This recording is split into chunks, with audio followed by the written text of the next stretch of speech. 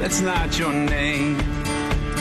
You will always be much more to me. Welcome to Educate for Life. I'm your host, Kevin Conover. We're on AM 1170, The Answer in San Diego every Sunday from 4 to 5 p.m. Thanks for joining us tonight.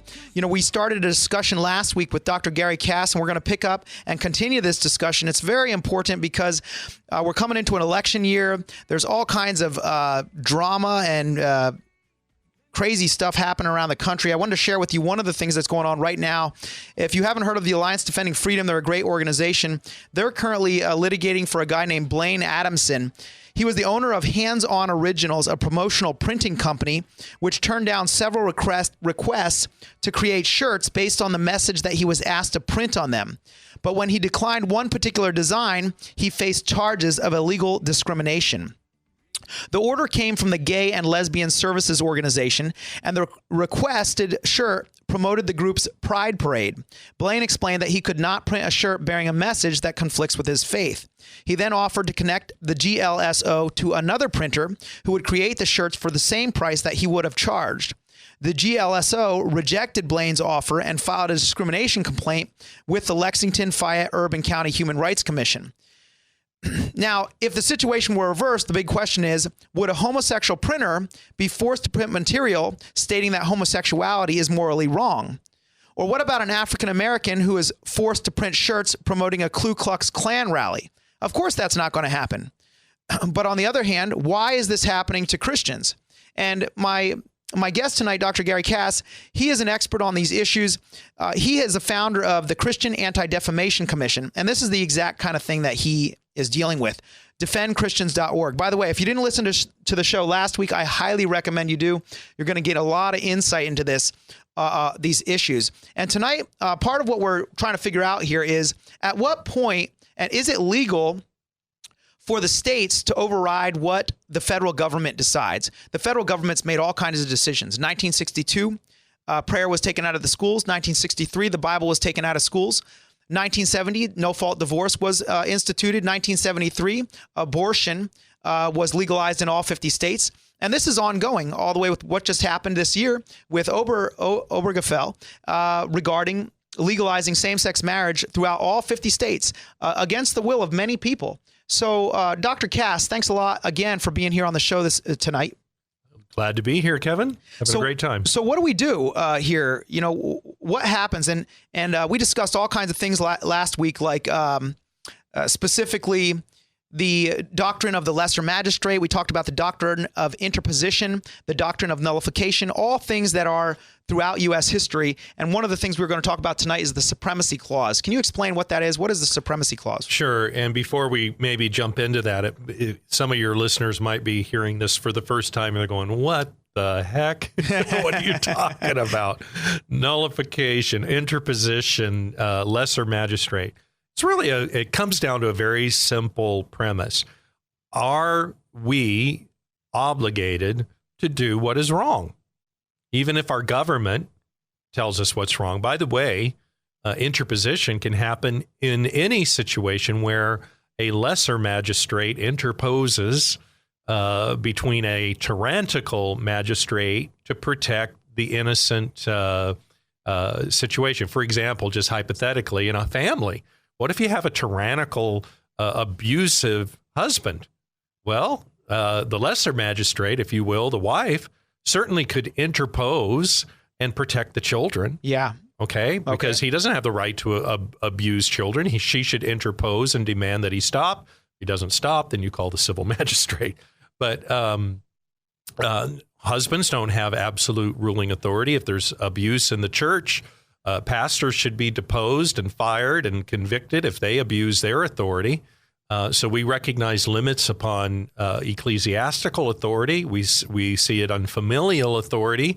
But for some reason, when it comes to government authority, we get all wobbly and think somehow government has absolute authority to do whatever they want. And that is absolutely the opposite of what this country is founded on. And the states don't seem to recognize that, like you're saying, when the federal government oversteps its bounds, they have the power to say, no, this isn't going to happen. And that's what has to happen because, by the way, what's the assumption behind that the checks and balances. Yeah, the Supreme Court is our angels. Right, that the founders put in. The founders knew, no, we're all depraved, and if you will, we can't trust anybody or any group of people with absolute authority. Mm-hmm. Absolute power corrupts absolutely. Absolutely, that's true. And we see it when we had this ruling last summer in the Obergefell decision where all of a sudden, out of whole cloth, the Supreme Court makes up a right to dignity. Okay, where did that come from? It's not in the Constitution. It's certainly not in the Bill of Rights, and it's certainly not in the Declaration of Independence or organic documents. And their definition of dignity, by the way, is fully in contradiction to our common law, because what they were saying had dignity, our common law said is shameful. Mm-hmm. So they're our common law, again, for those of you who weren't here last week, our common law is the law that everybody in the U.S. Understood to be fundamental. It was the fundamental axiom that is Christian common law. Yeah, that our rights come from God, our duties come from God, our laws come from God. Yeah. It all hangs together. You can't have one without the other.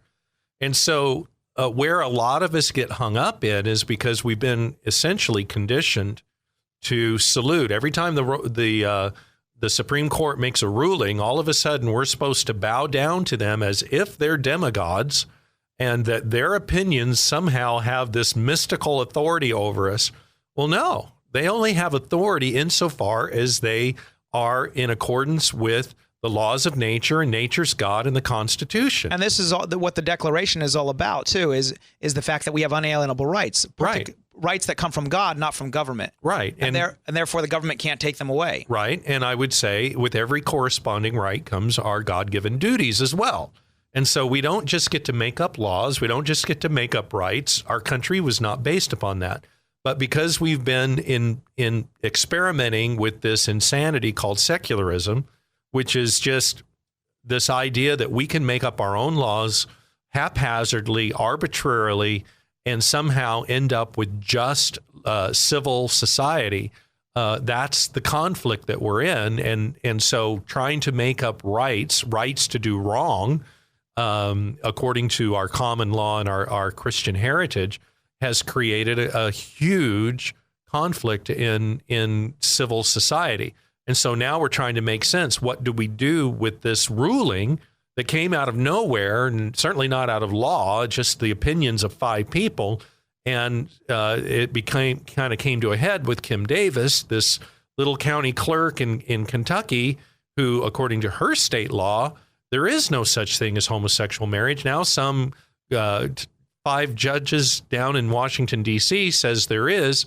She's in conflict. She doesn't know what to do. She's not only in conflict with federal and state law, she's in internal conflict with her own faith, because now is she supposed to issue these marriage licenses? And we saw this debacle where she ends up going to jail for upholding the laws of nature, nature's God, and the state law of Kentucky, because she dared to defy this arbitrary decree of the Supreme Court. Yeah. Now, aren't people going to say, though, and we're coming up on a break here, but aren't people going to say, look, common law, nature's God, all these things, that's a long time ago that all that was started up. And we've had a lot of court cases since then that have legitimately changed the way we look at law, right? Everson versus Board of Education, 1947, and all these different things that change how we're supposed to interact with the federal government and all. How would you respond to somebody that makes a statement like that?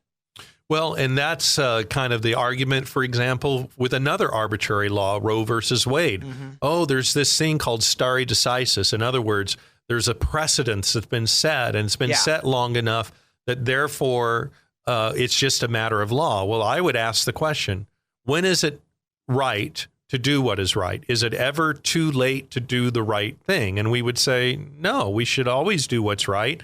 The moment that we realize that we've done something wrong, even if we've been doing it wrong for a long time, doesn't mean that we shouldn't ever stop doing what's wrong in order to do what's right. That's a great answer. So now that we know, for example, that a child is conceived, at the moment of conception, a unique DNA and all of that, it's never too wrong. It's never too late to go back and fix a wrong. That makes a ton of sense. My guest tonight is Dr. Gary Cass. His website is defendchristians.org, and we're having a great conversation about the Bible, politics. How, as Christians, are we supposed to react to a lot of decisions that are actually violating our conscience, and we don't want to disobey God?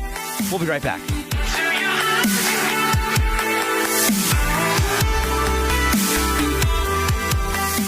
What do leading local restaurants have in common? They depend on Express Fix Coffee for new and used coffee and espresso machines, repairs, and affordable monthly service. Dave Martin and his local team provide water filtration services too. Call San Diego's best espresso repair company, serving your home and business. Learn more online at expressfixcoffee.com. Call Express Fix Coffee at 619-867-3853. 619-867-3853.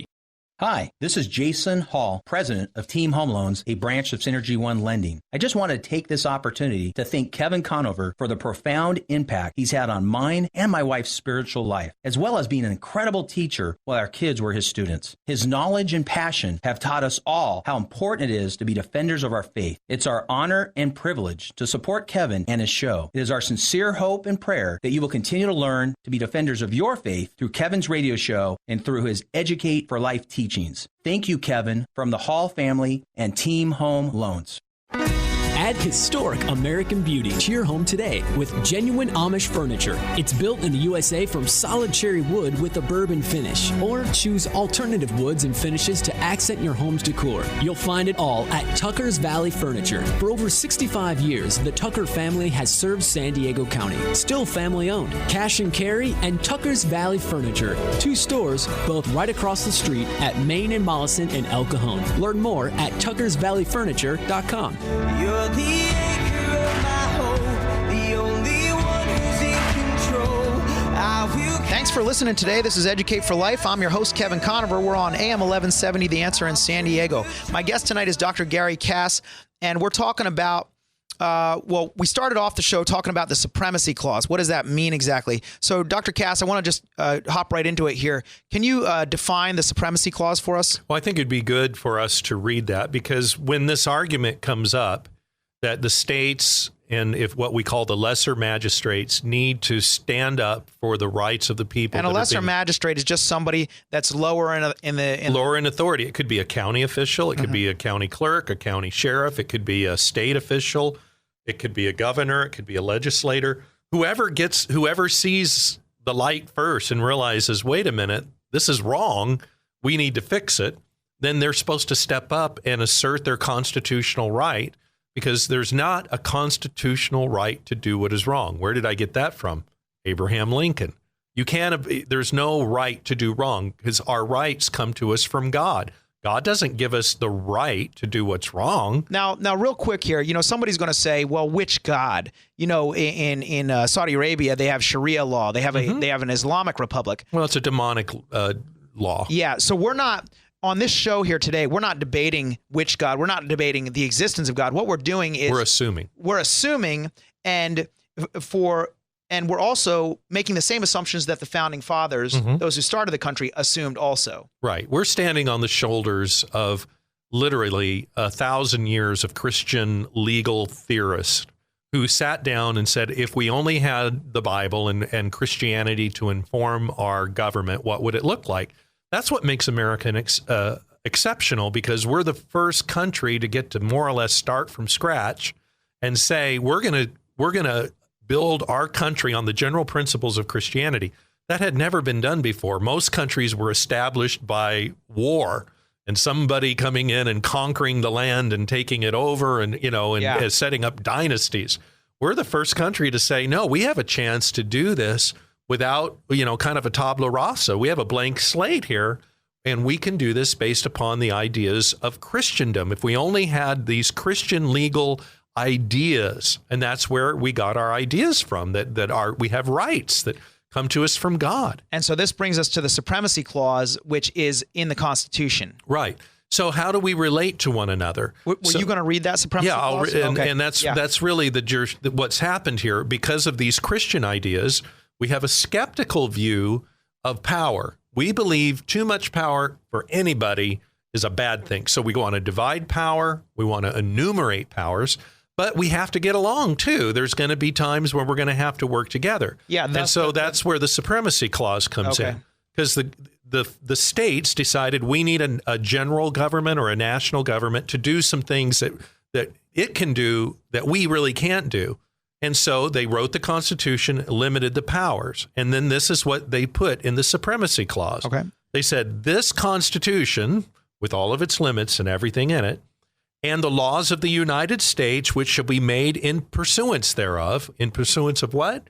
In pursuance of those limited powers in the Constitution, and all the treaties which shall be made under the authority of the United States. So international relations, they thought, should be handled by the federal government. International, diplomacy, treaties, wars, etc. That shall be under the authority of the United States, and that shall be the supreme law of the land. In other words, when the federal government is working within its limits and doing what it's given the authority to do from the states. Remember, the states created the federal government to do very specific things, 18 things. That's all they were in existence for. As long as they were playing within the bounds and respecting their limitations, then yes, they were the supreme law of the land. But they have far exceeded their authority now. And now the federal government is virtually in every nook and cranny of our life and in our bedrooms now and within marriage, far exceeding any state limitations that were placed upon them. Yeah, I feel like people, they're listening to this and they're throwing up their hands going, yeah, but what can I do? I mean, here I am, little old me, and these are the 9 Supreme Court justices, and it's like fighting a tidal wave with a bucket. Well, and by the way, who loves a strong federal government? Generally people who have very radical ideas. Because they know if they had to go to the people to have it, shut it down. To be voted upon, it'd be shut down. So what do? They manipulate the courts, especially the federal courts, to impose on all of us these laws. Frankly, what I call the Massachusetts morality, this really hardcore, far left, bizarre stuff has now being imposed upon the Midwest and the Southeast and in a tyrannical fashion to say you have to allow certain things to happen in your state that you find absolutely morally objectionable just because we say so. Because there's certainly not a constitutional authority for them to say it. They're just imposing it. And we have been so conditioned by an abuse of this Supremacy Clause that we think in order to be a good, patriotic Christian American where we want to respect authority, submit to the authorities, we're supposed to salute tyranny. And no, we're not. When a government becomes tyrannical, we have not only the right, we have the duty to alter or abolish that government. That's what the founders told us. And that's what Peter said, when hey, should we obey man or God? Right. You be the judge. And thankfully, we're a long way away from having to do the kind of radical stuff our founders had to do, where they had to tell the tyrant of their age, King George, and his accomplices, the Parliament in England, after a long train of abuses, they just said, we are going to declare ourselves free because you have illegitimized your reign over us. You have become a tyrant. By the way, who is called a tyrant in the Bible? Oh, that would be Satan. So when your government becomes satanic, when you become the tyrant and you're violating God's law and the rights of the people as God has laid it out, then you, as the people, have not only the right, but I believe the duty to throw off the tyrant. And by the way, I encourage all of your listeners, and they've probably never heard of this word, but I encourage you, go to Google, look it up. Look up the word tyrannicide. Is it ever proper to overthrow and kill the tyrant? As a Christian, is there ever a limit where a government or a king at that point has become so much the enemy of God and the people that it is legitimate to use force and violence to overthrow the tyrant? And so this was all very commonly understood in the founding era. Yeah. There are limits. And unfortunately, there is a time when we have to say we have to fight for our rights. Now, thankfully, we're nowhere near that now, but we have to use these lawful means so that we don't become so frustrated with the tyranny that it does come to violence. So that would be my next question is, so where are we at currently, and what's the next step for us? Well, the good news is there are good people who see these principles and are fighting for them. Many of them are state legislators or drafting language. By the way, we mentioned in the last show, nullification's already happening. Yeah. This action is happening largely by liberals. And now the conservatives are going to say, wait a minute, we're going to actually do this in accordance with the Constitution and the laws of nature and nature's God, which is our heritage. We're not going to be arbitrary like the liberals are. Yeah. Now, do you see any states on the horizon where this absolutely. is what's happening around? For example, Tennessee is on bat. They're drafting language to go ahead and nullify the same-sex marriage ruling. Really? Do you think that? What kind of a time frame are we looking at? We're looking at the beginning of next year, 2016, when these legislatures come back into session with their new governors and their newly elected officials. We sworn in. We've created draft legislation that we're going to float to many states where they do have conservative legislatures and conservative governors. By the way, if you look at the trend, there are more conservative governors and legislatures now than there has been in many, many decades. Yeah, they're responding. Because we're reacting to the tyranny that's coming out of Washington, D.C. Well, I want to ask you also, regarding Tennessee, how confident are you that this is actually going to take place, where that's going to actually pass? We'll be right back. My guest tonight is Dr. Gary Cass. I'm going to let him answer that question when we come back. How confident is he that this can actually pass in Tennessee, and we can actually they're actually going to nullify the federal law for same-sex marriage? We'll be right back. Stay with us. We're talking about the Bible, politics, government, and where do you draw the line when the government starts to become tyrannical? We'll be right back. Before I bring my need, I will bring my heart. Not all home inspections are created equal. Joe DeMars and his team at Housemaster have performed inspections in San Diego for 22 years plus and performed over 10,000 inspections for commercial, multiple family, apartments, and residential. Call before you buy or sell. You'll have confidence knowing the true condition of the property. Call 619-660-7866, sandiego.housemaster.com. Home inspections, done right, guaranteed. 619-660-7866. How can you live in San Diego and miss out on enjoying the water? Fast Lane Kayaking sells popular Hobie Cat kayaks that you pedal, not paddle. That means your hands are left free for fishing and fun. Just throw these on your roof rack. They're light and they're easy to use and maintain. Just rinse them off. Try one free on a demo ride. For 36 years, Ron and Debbie Lane have served San Diego with fun, family-friendly water sports of all kinds. Learn more. FastLaneSailing.com. 619-222-0766. No more stalling. I hear you calling me, and I'm calling. Thanks for tuning in to Educate for Life. I'm your host, Kevin Conover. We're on AM 1170, The Answer in San Diego, every Sunday, 4 to 5 p.m. You can stream the show all over the world at am1170theanswer.com. My website is educateforlife.org. If you'd like to pick up a recording, you can follow us on our YouTube channel or on a podcast on iTunes, and you can check everything out on my website also. My guest tonight is Dr. Gary Cass. When we're talking about Bible, politics, and how do you stop tyranny? When the government begins to abuse its power and take advantage of its power, how do you stop that? And how do you stop that biblically? How do you stop that from a constitutional perspective? What kind of checks and balances did the Founding Fathers put in place to prevent that? Gary and I were talking off the air briefly, and we were talking about how this is really going to have to come from kind of a grassroots effort. We keep putting Republicans in office and we put Democrats in office, Republicans in office, Democrats in office, and we just keep getting the same results. The debt keeps rising, and laws keep getting passed that are not what the people voted for. They're things nobody asked for. And so what do you do in that situation? There's what's called Pulpit Freedom Sunday.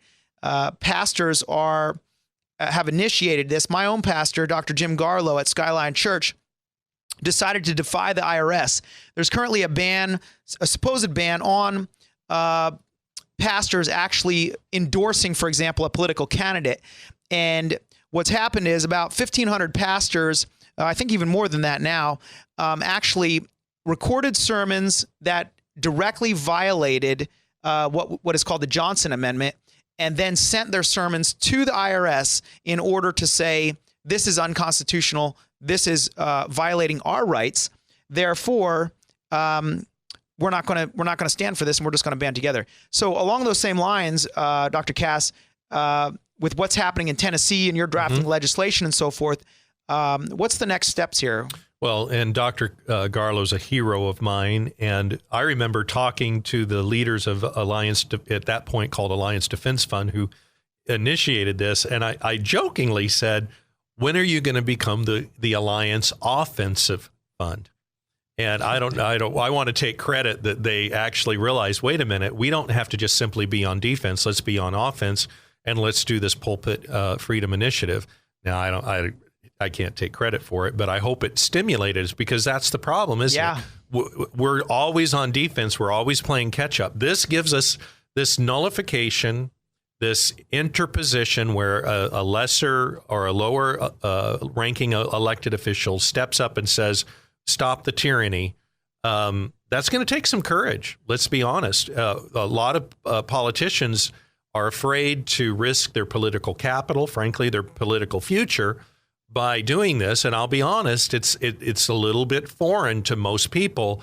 And so they're going to hear the concept, and they've been so conditioned by this judicial supremacy idea that whatever the 5 justices of the Supreme Court says is true, and we have to abide by it, that this sounds almost like rebellion. And it's not. This has been baked into the Constitution. There's a lot of Christians out there, they hear this and they go, hey, this is just not, this is not Christ. Oh, this is not Christ-like. Oh, like Jesus didn't usurp the illegal authority when he went in and cleansed the temple and said, my Father's house will be a house of prayer.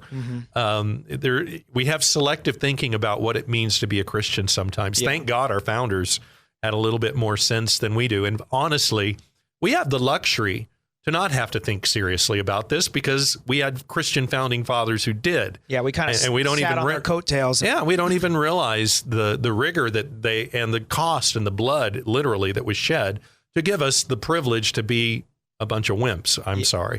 And cowardice. And getting back to your 501c3 status, a lot of pastors know, number one, that you can go very far and in the pulpit in the advocating for godly principles, godly laws, and never violate the Johnson Amendment. But the Johnson Amendment, I believe, on its face is unconstitutional. It violates our freedom of speech, First Amendment rights. And I'm so proud of ADF and the many patriot pastors who have stood up to exercise that First Amendment right.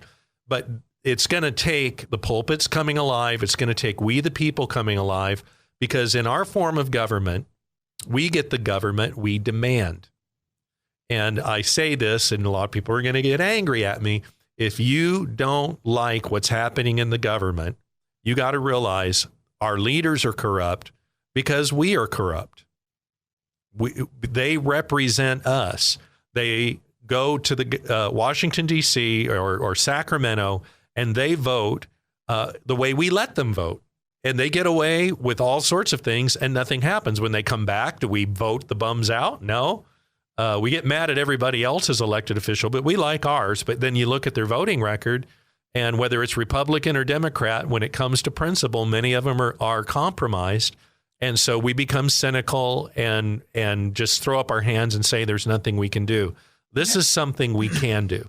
Okay, now Gary, so this just comes to my mind. You've probably heard this quote, 20% of the people in the church do 80% of the work or something like that. Right. If that's the case, and really what we're trying to do is... And that's not just in church, it's everywhere. It's a general principle that applies. So if that's true, then so the advice we're giving here is to that 20% that's actually going to listen and go, I want to do something. Right. And so when you say that they can practically do something here, what is that person sitting at home right now? What can they do? Well, they can go to my website, defendchristians.org, and check what we're doing.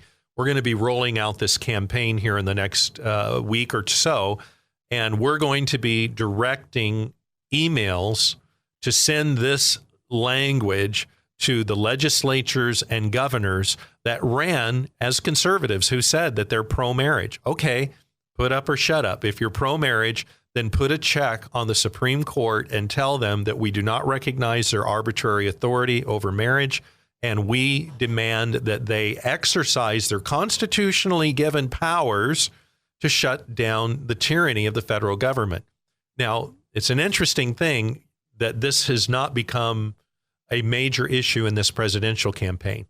And I'm frankly very frustrated because of the Republican. I don't think we're going to get anything out of the Democrats. So you would hope maybe on the Republican side, because a lot of them identify as pro-family, pro-marriage candidates, that they would be articulating this doctrine. But there's only one candidate that has, and that's Governor Mike Huckabee. Yeah. And it's sad that people like Ted Cruz, who is literally a constitutional scholar, by the way, do you know he memorized the Constitution as a child? No. He has it memorized, the whole thing. And so he knows the Constitution. But here's the problem. I like Ted Cruz probably for every other issue other than this. He's kind of my guy. Yeah. But this isn't a kind of an ancillary issue. If we allow this same-sex marriage ruling to stand and we get used to it and we don't check it and we don't say no to the federal government now and we let the years roll by, I'm thinking this is going to be like Roe versus Wade. Even though it's totally unconstitutional, we're okay with it. Mm-hmm. And so we need to stand up now. But poor Ted Cruz, where did he come from? He used to clerk for the Supreme Court. So I don't know if he's a judicial supremacist. I think this should be a litmus question for any presidential campaign. Will you interpose? Will you use your federal authority to encourage people to stand up against judicial tyranny? Yeah. Boy. So when we get back, we're going to continue to talk about the presidential candidates, the election, and what needs to be done here. We're talking about the Bible, politics, and government. How do we stop tyranny in the government? My guest is Dr. Gary Cass. We will be right back. Stay with us.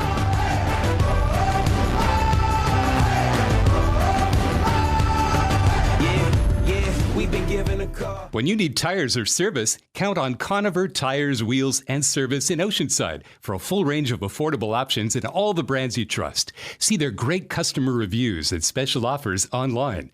Hours Tuesday through Friday, 7:30 to 5:30, and Saturdays, 7:30 to 5. Call Dan and his team at 760-439-1631. Conover Tires, Wheels, and Service, 2405 Oceanside Boulevard in Oceanside, 760-439-1631. Do you have one-button espresso machines in your home or business? They make delicious coffee drinks, but they're not maintenance-free. Express Fix Coffee is San Diego's source for coffee and espresso machine repair, sales, and service. Call Dave Martin at Express Fix Coffee for new and used espresso machines, repairs, parts, and accessories. They'll save you time and money. Call Express Fix Coffee at 619-867-3853. Learn more at expressfixcoffee.com. Then going back and forth from doing right to doing wrong, because we were taught that's who we are. Welcome back to Educate for Life. I'm your host, Kevin Conover, and we are on AM 1170, The Answer in San Diego. I hope you're enjoying the show so far. I'm learning a ton, I'll tell you. My guest is Dr. Gary Cass. His website is defendchristians.org, and we're talking about the Bible, politics, and government. And Gary, I wanted to kind of pick up a little bit where we're talking about what we can do, that group of people that hears this message and goes, man, I can see the cliff ahead. I can see where we're going, and I don't want to go there, and I want to do something to stop it. And we've got pastors that are doing Pulpit Freedom Sunday, where they're defying, I guess that would be a kind of a nullification in a way, right? Absolutely. So what do you see happening in the pulpit with pastors, and what has been your experience in working with pastors and trying to get this message out to the congregations? Well, I've been working on this issue for a long time. In fact, back in 2005, 2006, there was a federal law we were trying to get passed, and it did pass in the House, and we're trying to get it passed in the Senate, that would say, that pastors can say whatever they want to their congregation without any fear of any kind of recrimination, including endorsing candidates. You want to know who scuttled that bill in the Senate? I have no idea. You have no idea. And most people will be scandalized when they find out who it was. John McCain. Wow. That's what you got to realize. That's, and it's a scandal. And so we tried. Why would he do that? Because he knew that he's not always. Remember what he said about Christian fundamentalists, that we're the enemy. He's no fan of Christian conservatives. And you know what he was afraid of? He was afraid of pastors with broadcast ministries standing up and saying, "This is who I endorse. This is who I endorse," and vice versa. And I think he was afraid he'd come out on the losing end of that deal. And so he was willing to scuttle the whole bill, even though it passed in the House. So that's the kind of help we have under so-called conservative politicians. So John McCain is responsible for the reason that bill didn't get passed. So, and I wrote a whole book on it called Gag Order. And we know the history of the Johnson Amendment, passed in the middle of the night, attached to another piece of legislation that basically limited those who have a 501c3 corporation from doing what's called electioneering. Let me define electioneering. Electioneering is the advocacy for or opposition to a particular candidate. That's all it is. So, all right, as long as I can say anything I want in the pulpit about anybody, as long as I don't say the magic words, vote for them or vote against them. So there's a lot of leeway there with that law. You can drive a Mack truck under that. In fact, I'm a 501c3. When Barack Obama was running for president, he was running all over North Carolina saying he was a Christian.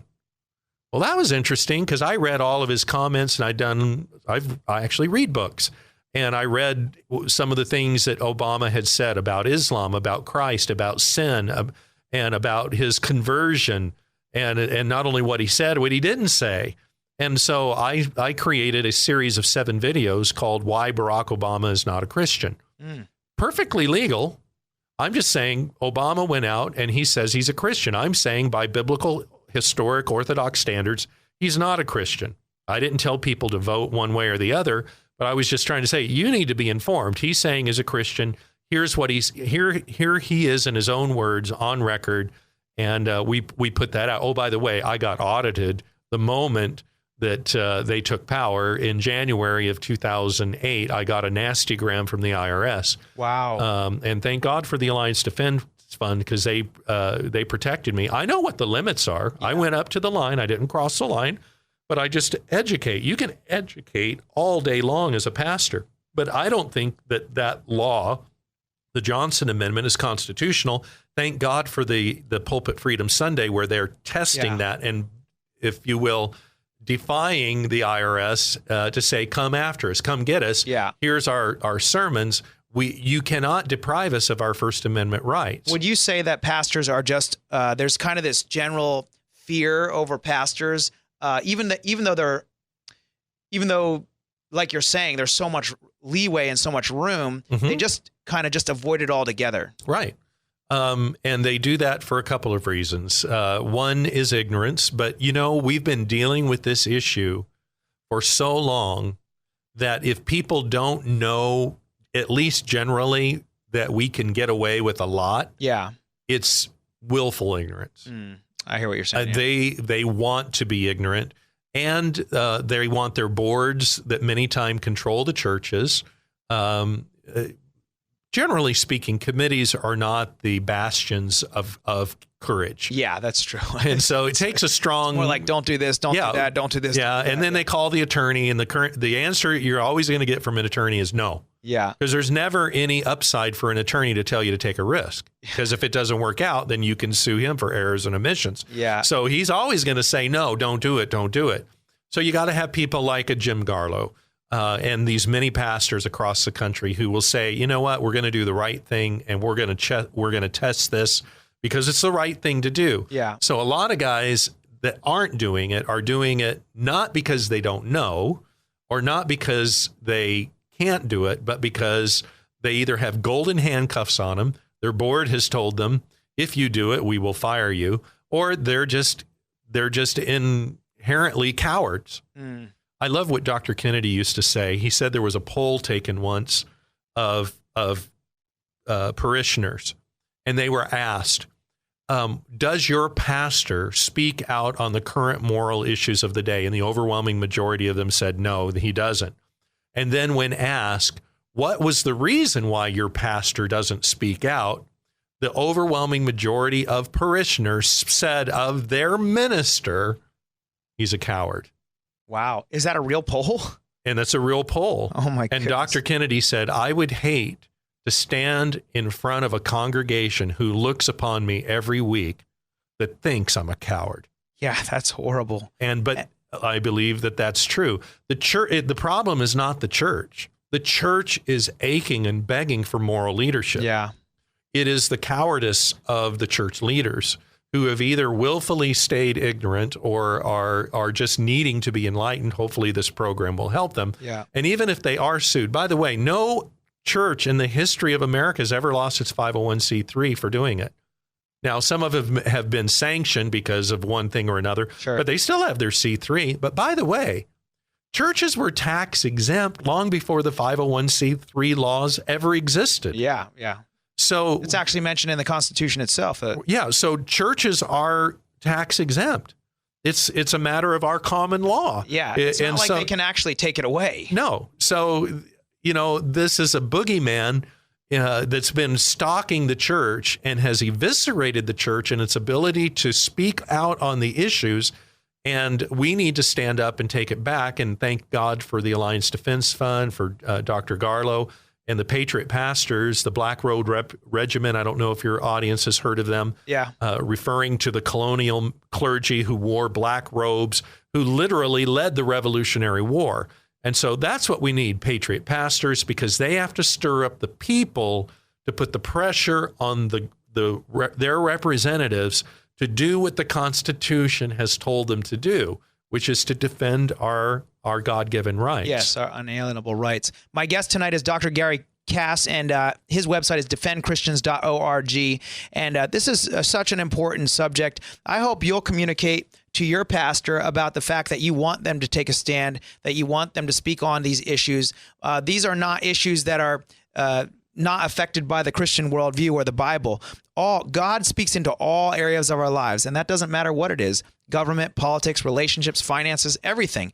And so we can't isolate God to these issues to some other domain that is off limits to us. Stay with us. We have one more segment to go. My guest is Gary Cass.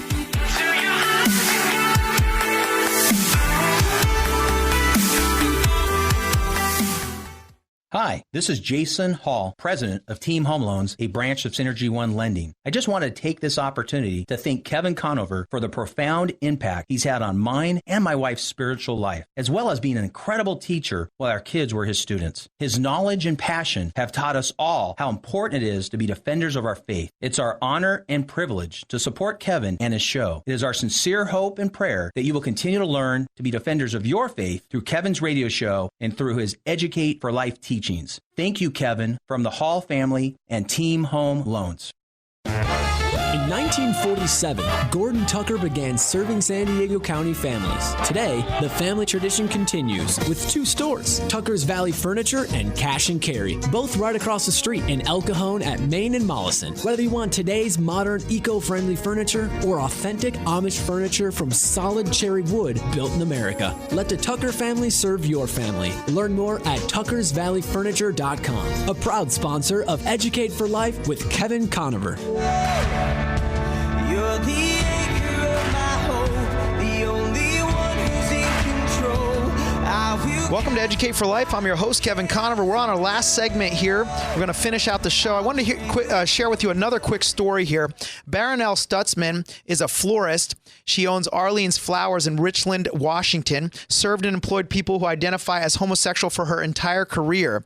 Despite this, the American Civil Liberties Union and the Washington Attorney General claim that she is guilty of unlawful discrimination when she acted consistent with her faith and declined to use her creative skills to beautify the same-sex ceremony of a longtime customer, Robert Ingersoll, and another man, Kurt Fried.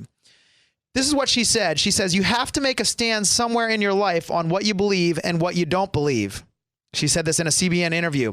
It was just a time I had to take a stand. And I think this is important. She's facing intense, financial persecution. The state is now coming after her home, not just her business, but actually her personal finances. And she's in court, and it's serious.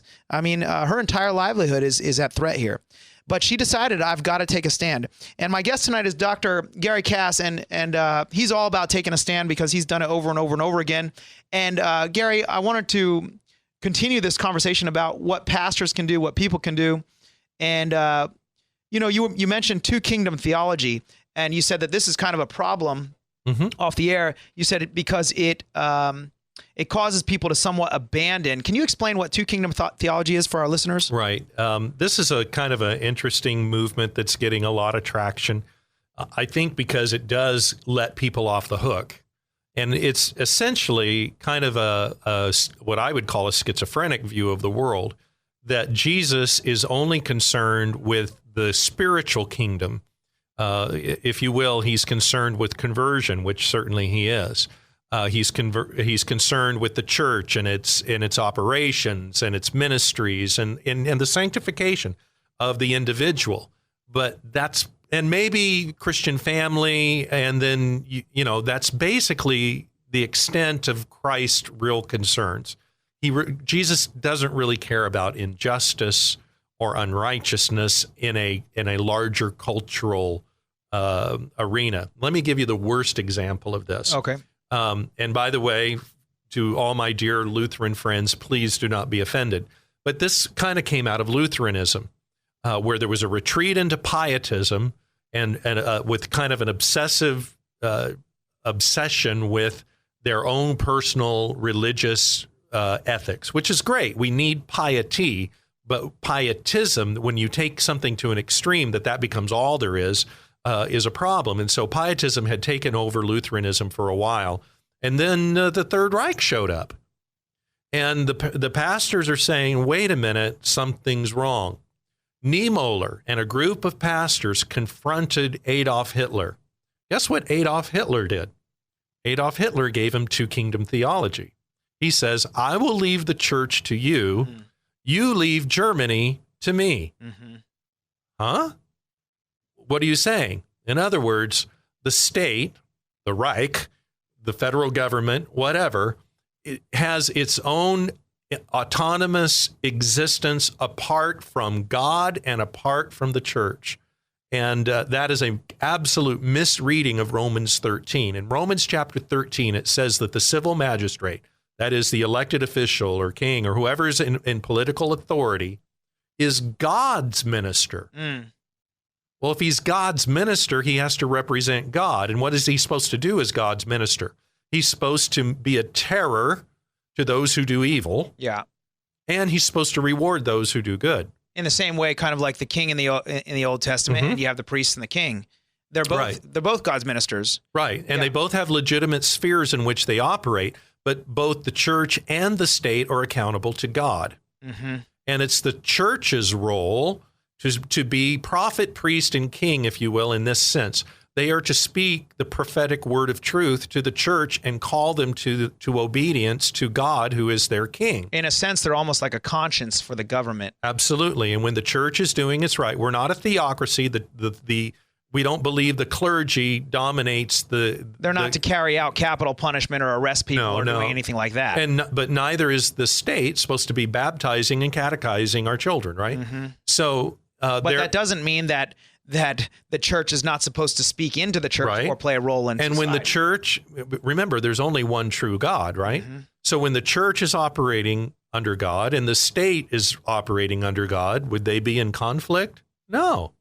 They would be complement. When the family's under God, the state, the church, all of this works together when you have God as the source, and if you will, that Christian common law, that Christian worldview, it all hangs together. The reason why our culture is in so much conflict is we have this alien body called secularism that's trying to be imposed upon us as a body politic, and it's destroying our families, it's destroying our churches, it's destroying our businesses. It's destroying even the proper function of the government. It's schizophrenic. Yeah. God cares about government. God cares about commerce. It all has to be done according to his will, and his will is very clearly revealed in our own conscience, the law written on the heart, and it's revealed in the scripture. And because God is the author of both the law in our heart and the Bible, they agree. Yeah. So that's what we had. That's why there was harmony in the culture. Family, church, state, commerce, economics, everything hung together on the Bible. Yeah. Now we introduce these radical Marxist secularist ideas, and it's blowing the whole thing up. And so my hope is that we will come to our senses. We're reaping the whirlwind. We've bankrupted ourselves and our children and our grandchildren in this utopian aspiration of Marxist socialism. It never works. It never will work because it's contrary to God's will, and God is never going to bless it. So, and Jesus said, anything not built upon my word will come down. Our job is when we see something wobbling is to give it a shove and make it come down faster because it's by definition antichrist. Yeah. And so we want to advance what works and what will bring blessing to our families and to our children and to our churches and to our nation. And so we cannot buy this radical two-kingdom idea. We need to bring Christ into every sphere, and especially the government sphere. And we need to bring his ideas of righteousness and justice, not Karl Marx's. Yeah. We have to get rid of this idea that excuse me, Christ is only for Sundays or something. Right. Even among everybody who's work, that whatever you do, work is unto the Lord. And we are. And we have this idea, remember, it's only business. Exactly. Okay, so we have our ethical ideas that we talk about on Sunday, but when we get out in the real world, we're a bunch of cultural Marxists and evolutionists. Yep. Whatever you got to do to cut the throat of the guy next to you. No, that's not what this country was built on. It was built upon the idea of covenant keeping. If I make a promise, I keep a promise. I could shake your hand. A handshake was as good as an oath. It used to be a reproach and a shame if your family received government help because of why? The biblical notion, if you don't work, you don't eat. Yeah. And that we need to be self-reliant, and we need to do everything we can to be self-reliant so that we have surplus so that we can help people who are legitimately So needy. really, in a lot of ways, we need to call back the church to an understanding of true biblical doctrine. Right. But we've been drinking the cultural Marxism for a long time, and we don't even realize how polluted our ideas have become. And by the way, sometimes guard your heart, for out of it flow the issues of life. if you say, gosh, we shouldn't have welfare state like it is, and then you're hard-hearted and you're mean. Yeah. No, we existed for a long time without this system that has totally bankrupted the family, the church, and the state. We need to go back to the Bible. defendchristians.org. Gary, thanks so much. I feel like there's so much more we could talk about, but thanks for being on the show. Absolutely. These 2 weeks. We'll pick up again next week. I'm going to end with this quote. This is from the very first Supreme Court Justice John Jay. Providence has given to our people the choice of their rulers, and it is the duty as well as the privilege and interest of our Christian nation to select and prefer Christians for their rulers. You know what? We all have got to engage more. We got to get more involved and be who God has called us to be. Be the salt and light that God has called us to be. God bless you. Have a fantastic night, and I'll see you next week. Or not see you, but talk to you next week. Educate for Life with Kevin Conover, a regular feature on AM 1170 The Answer. Learn more about Kevin and his work online at his website, educateforlife.com. That's educateforlife.com. You'll find great resources, ideas, and even video classes there to help you grow and understand what in the world is happening. Encourage your friends to listen for great guests and intelligent analysis of the stories that shape our lives. Educate for Life with Kevin Conover, exclusively on AM 1170 The Answer. Bring your tithe and bring your shame.